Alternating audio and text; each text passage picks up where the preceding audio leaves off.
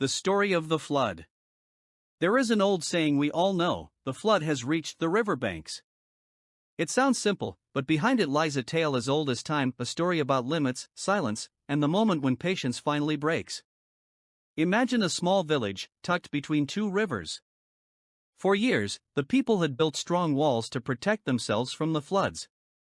These walls were their pride, their safety net. They thought, as long as the walls stand, we are safe. But one year, the rains came early. And they did not stop. Day after day, the skies cried as if they had never known joy. The rivers swelled, groaning under the weight of the water. The villagers watched, their hearts heavy, as the water crept higher and higher toward the tops of the walls. The elders gathered at the riverbank. Their faces were pale, their hands trembling. Some prayed.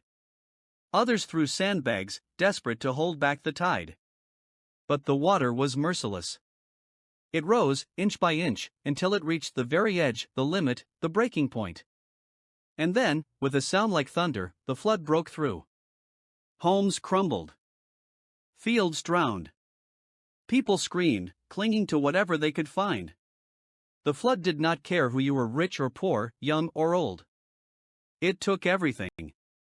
When the water finally receded, the village was in ruins. The survivors sat in silence, staring at the destruction. And one elder whispered, "The flood has reached the riverbanks. We should have listened. We should have acted sooner." The human lesson. This story is not really about water. It is about us. It is about the moment when silence becomes unbearable. It is about the moment when a people say, "Enough is enough." It is about the breaking point we all have, whether as individuals, communities, or nations. We often ignore the signs.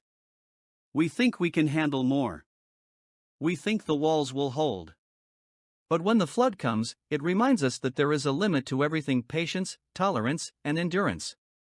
And when that limit is crossed, the flood does not ask for permission. It just comes. A message to remember. The proverb, "the flood has reached the riverbanks," is not a cry of despair.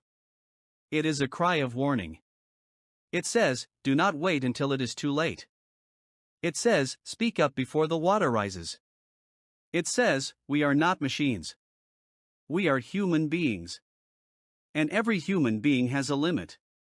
Today, when we hear this proverb, we remember that village, the flood, and the elders who watched it all crumble.